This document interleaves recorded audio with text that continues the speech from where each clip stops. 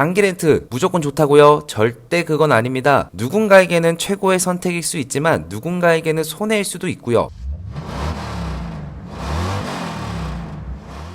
자동차, 이건 재산일까요? 아니면 단순한 소모품일까요? 만약 내 차는 자산이다 라고 생각하신다면 일시불이나 할부가 어울릴 겁니다. 반면 차는 그냥 쓰다 바꾸는 거지 라고 생각하신다면 리스나 장기 렌트가 훨씬 편하죠. 왜냐하면 대부분의 차량은 시간이 지날수록 감가가 발생합니다. 사서 오래 갖고 있다고 오히려 손해인 경우도 많죠. 그래서 요즘은 차를 일정 기간만 타고 반납하거나 인수하는 방식인 바로 리스나 장기 렌트를 선호하는 분들이 많아졌습니다. 자, 그럼 장기 렌트 도대체 어떤 구조인지 정확히 알려드릴게요. 장기 렌트는 차를 구매하는 게 아니라 렌트사 소유의 차량을 빌려서 타는 방식입니다. 계약자는 내가 되지만 차량의 명의는 렌트사 이름으로 올라가죠. 보통 3년, 4년, 5년 단위로 계약을 하고 연간 주행거리도 정합니다. 예를 들어 연 1만 킬로, 연 2만 킬로, 많게는 무제한까지도 있습니다.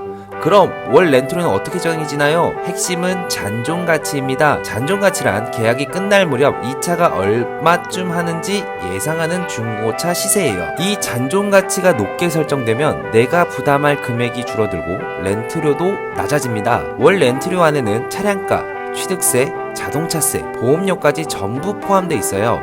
매달 정해진 금액만 내면 됩니다. 그래서 가계부 정리도 편하죠. 갑자기 큰돈 들어갈 일 없이 매달 일정한 금액으로 차를 탈 수 있다는 점, 이게 장기 렌트의 가장 큰 매력 중 하나입니다. 장기 렌트의 장점, 첫 번째, 대출 한도에 영향을 주지 않습니다. 리스나 할부는 금융사에 잡히기 때문에 대출 받을 때 영향을 미치죠. 하지만 장기 렌트는 차를 빌려 타는 방식이라 신용점수나 대출 한도에 영향이 없습니다. 두 번째, 즉시 출고가 가능합니다. 요즘 인기 많은 차가 있죠. 예를 들어 카니발 하이브리드, 일시불이나 할부로 사려면 7개월에서 길게는 10개월까지도 기다려야 합니다. 하지만 렌트사는 인기 차량을 미리 대량으로 확보해두기 때문에 계약하면 일주일 내 출고가 가능한 경우도 많습니다. 내가 원하는 옵션, 색상만 맞으면 번호판까지 달아서 집 앞까지 가져다주는 서비스도 가능합니다. 세 번째, 운전 경력이 인정이 됩니다. 예전에는 렌트카를 타면 보험사에서 운전 경력을 인정하지 않았습니다. 하지만 2024년부터 장기 렌트를 1년 이상 무사고로 운행하면 운전 경력이 그대로 인정되고 자동차 보험료 할인까지 적용됩니다.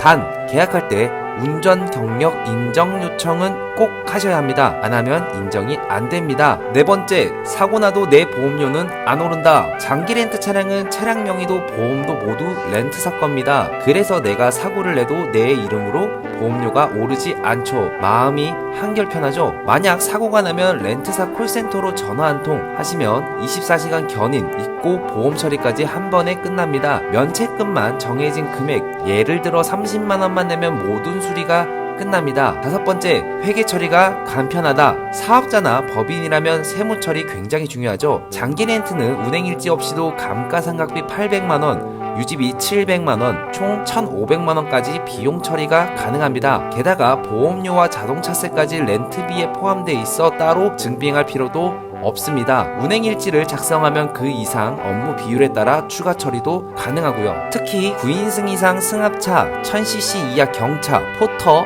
봉고 같은 화물, 벤 차량은 비용 처리 한도 제한이 아예 없습니다. 부가세 환급도 가능하고요. 월 렌트료 50만원이면 그중 부가세 5만원을 그 다음 분기에 그대로 돌려받을 수 있습니다. 여섯 번째, 초기 비용 없이 차를 탈 수 있다. 보통 차를 사려면 계약금, 취득세, 보험료까지 한꺼번에 몇백에서 1000만원이 들어가죠. 장기 렌트는 무보증 상품을 선택하면 초기 비용 제로로 계약할 수 있습니다. 게다가 신현정수가 낮아도 가능하고요. 600점대여도 소득만 증빙되면 승인이 가능해요. 개인회생 중이거나 연체 이력이 있어도 조건만 맞으면 심사가 가능합니다라는 광고 많이 보셨죠? 물론 무보증이나 저신용일수록 월 렌트료가 10에서 15% 정도 더 올라가긴 하지만 큰 목돈 없이 차를 탄다는 점에서 현실적인 대안이 될 수 있습니다. 여기까지 장기 렌트의 장점만 말씀을 드렸는데, 그렇다면 장기 렌트의 단점은 뭘까요? 첫 번째, 중도 해지 시 위약금이 발생합니다. 계약 기간이 끝나기 전에 해지하면 위약금이 발생합니다. 예를 들어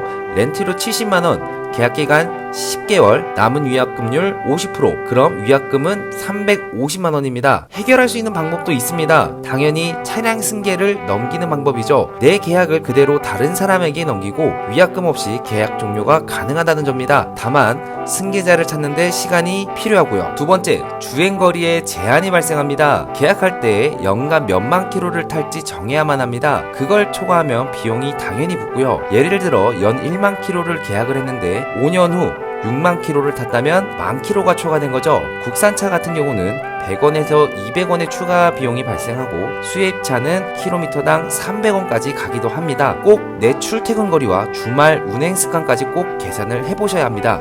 여기까지 장기 렌트의 단점에 대해서도 말씀을 드렸는데요. 장기 렌트 무조건 좋다고요? 절대 그건 아닙니다. 누군가에게는 최고의 선택일 수 있지만 누군가에게는 손해일 수도 있고요. 중요한 건 내 상황에 맞는 선택입니다. 초기 비용 없이 차를 타고 싶다면, 대출 한도 없이 타고 싶다면, 보험료 부담이 걱정된다면, 혹은 회계 처리를 효율적으로 하고 싶다면 장기 렌트가 좋은 선택지일 수도 있습니다. 견적을 받아보고 싶으신 분들은 아래 고정 댓글을 통해 연락을 주시면 될 것 같아요. 전문적으로 상담을 도와드리겠습니다. 감사합니다.